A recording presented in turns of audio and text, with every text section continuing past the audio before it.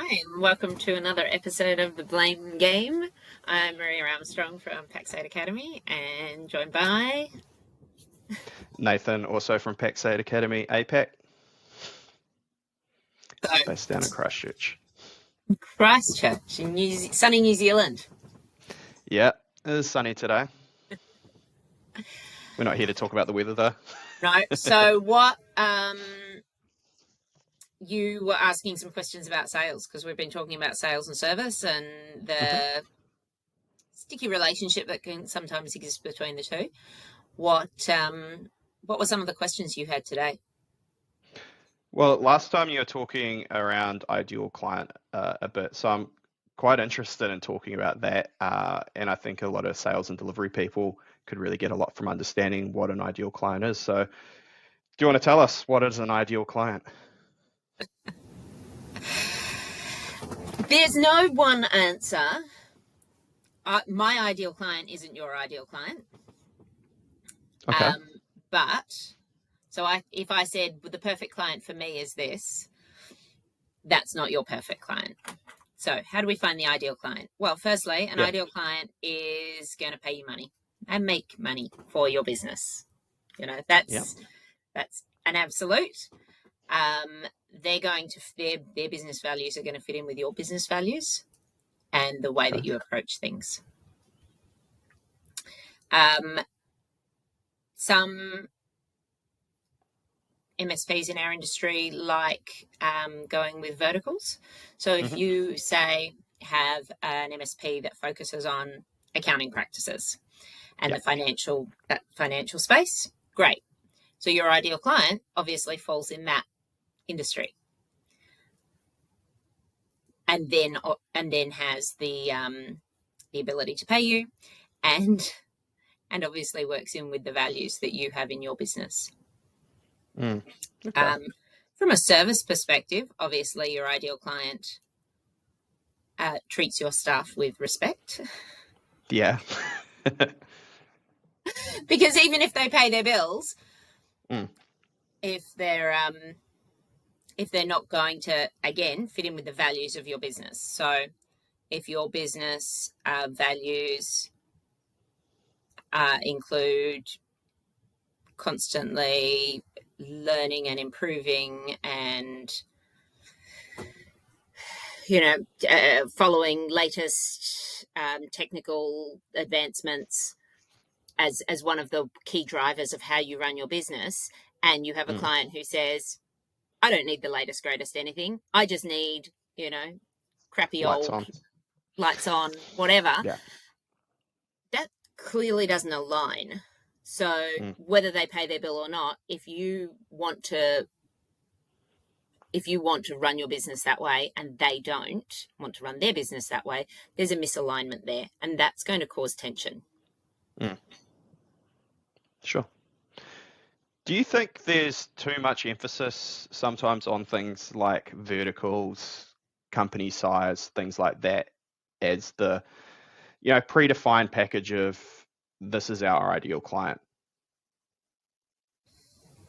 There's pros and cons in going verticals or having a very niche a niche audience, a niche client base.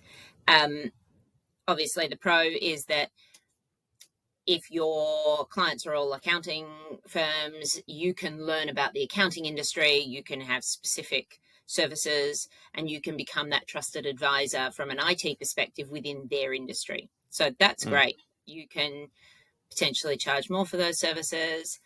You can offer your clients a better service because you know what they need before they know they need it. Great. Sure.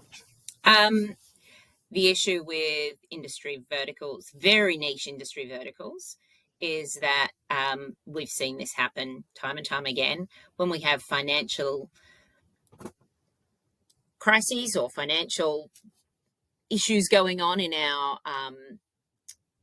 in the world globally. They often hit specific niche verticals. So, COVID times, I've seen MSPs whose verticals were the entertainment industry or hospitality. and suddenly they they their business completely dried up. Whereas some MSPs did really well through Mm. through COVID because they were reassigning work from home, and they were doing some project stuff, and there was a whole lot of other things going on. Mm. That didn't happen to people whose verticals were hit really hard. Yeah. So, Yeah. and COVID obviously is an extreme example, but still quite recent. It's a good example though. I Um, remember being really, really busy during COVID because we were rolling out Teams. that's it. But you think Yeah. about the global financial crisis of 2008. Mm. People who were working in the finance, who, if they had a vertical where it was financial advisors or, they would have been hit incredibly hard then. So Mm. pros and cons. So yes, Yeah. you Yeah. can. I would probably suggest diversifying a little bit there. So Mm. um, it really depends on how you want to run the business. Sure. Reason why I was asking if there's too much emphasis sometimes on verticals is I've worked in and observed, companies that will go after specific verticals, and yes, this is in our vertical, and it's the company size we want. Say it is accounting, and they're a 60-person, shop that we're going to support, and that's the only qualifier they're really using. And it is a case that they don't actually, you know, they're not on board with the technology we're doing. Let's say that they're a G Suite site and they're on Mac devices, and you're a 365 Windows desktop, kind of standard operating environment, but they're following it because of the fact that they will pay the bills, they're in our vertical, and they've got the right amount of people. What can we do with the qualifying process? Because had they won that, they, you know, in some cases they do win, and then they've got to support it. Other cases they spend a whole bunch of time chasing it and not getting it, where they could have been investing it in, other ideal clients where they might be more aligned. What can we do to stop ourselves from, going down rabbit holes or overemphasizing or focusing on things that may not actually be aligned? Because at the end of the day, someone's got to support what we're, selling, and someone's got to deliver it. Yeah, very true. Well, the the number one step is making sure that you've got everything worked out for your ideal client. So not just saying my ideal client is all accounting practices. Mm. That's very broad, Yeah. because just like MSPs, while MSPs are selling an IT services for businesses, there's nuance and differences in the Yeah. product Different and in the products and. approach, in all sorts of areas.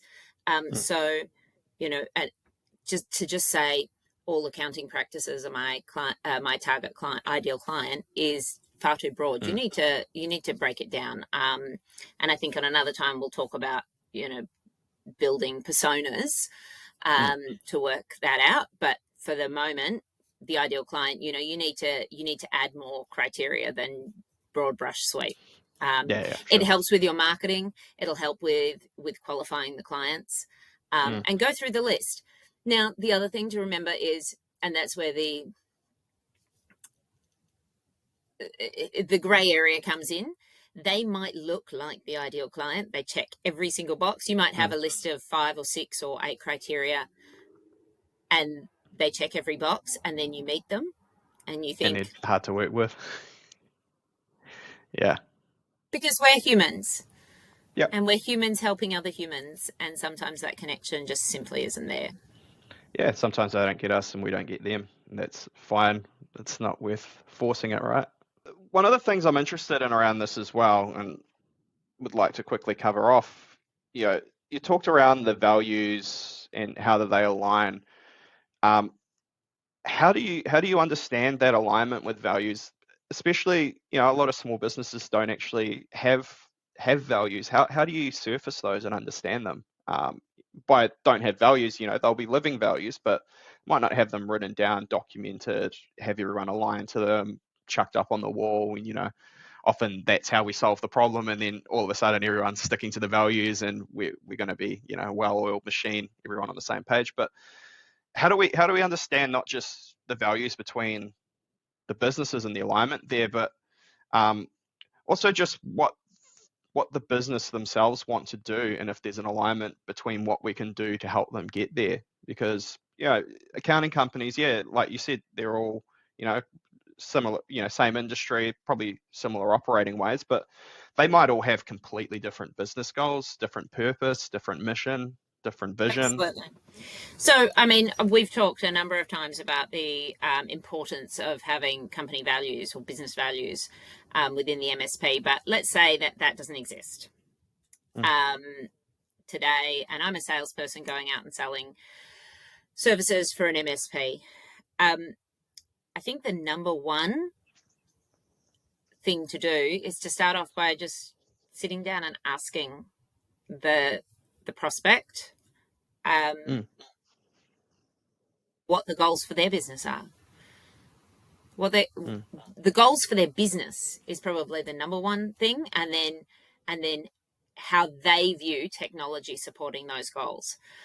Because once we've got that information, that's part of this qualifying, really. We look at that and go, that doesn't really align with, you know, we might not have those values written on the wall, but it doesn't really align with how we approach technology solving business problems.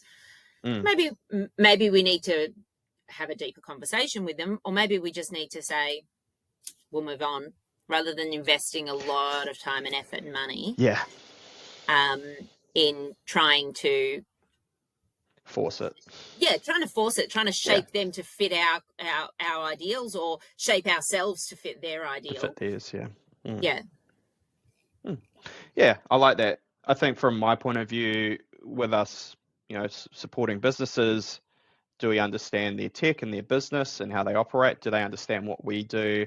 You know, is there common understanding between both sides? Is there alignment is really important there? And then also, are they actually good to deal with? Because if they're, you know, ringing up and they're hard to deal with, and they're unreasonable, and their expectations are, you know, completely out of alignment with, you know, what's being sold, you know, how ideal is that relationship really? So I think what you've said here is, I'd be happy with that. Yeah, and it is a relationship, and like any relationship, it needs work, but it needs an alignment. Yeah. And there'll be ups and downs, but as long as you're all, you know, going in the same direction, right? Rowing the same. Yeah, absolutely. Rowing the same boat in the same direction. It should be good. Yeah. Cool. Lovely. I think that's us for today. Yeah. Thank you. Cheers.